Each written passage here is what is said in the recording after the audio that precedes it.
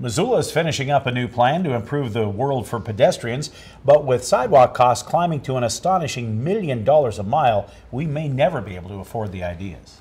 For the past year, staff have been working on the city's pedestrian facilities master plan, a document built on an assessment of existing sidewalks and shared use paths, trying to prioritize how limited funds can be spent in years to come.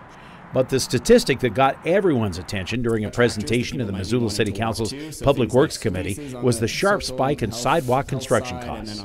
Projects are about $1 million a year, give or take, over the last 6 or 8 years, and it's getting closer to $1 million a mile for building sidewalks. And keep in mind that if you were looking at every street in the city having sidewalks, that's about an additional 200 to 250 miles of sidewalk at a rate of about a mile a year. We've got maybe a 200-year investment.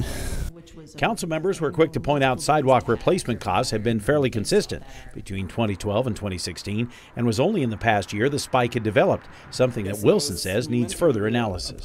So over a 6-year period, that's 184% increase. Divided by 6, that's 31% simple interest rate, not compounded.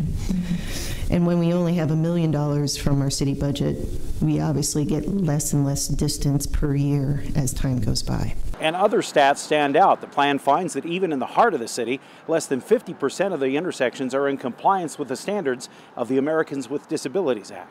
However, there's some encouraging news. People being hit by cars is down. 13% of neighborhoods have excellent sidewalks. Nearly 70% of sidewalks are rated as good or very good.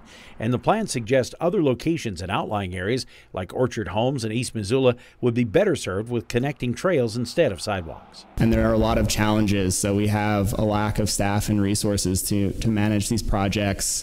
The street and pavement condition can affect how accessible pedestrian facilities are in terms of making those crossings ADA compliant. So it's not just the curb ramp, but it's the slope of the street as you're crossing it, or the condition. There's the assessment process and the burden that can potentially have on property owners, and that has been certainly a topic of conversation recently. We have a link where you can review the Missoula pedestrian plan on our website.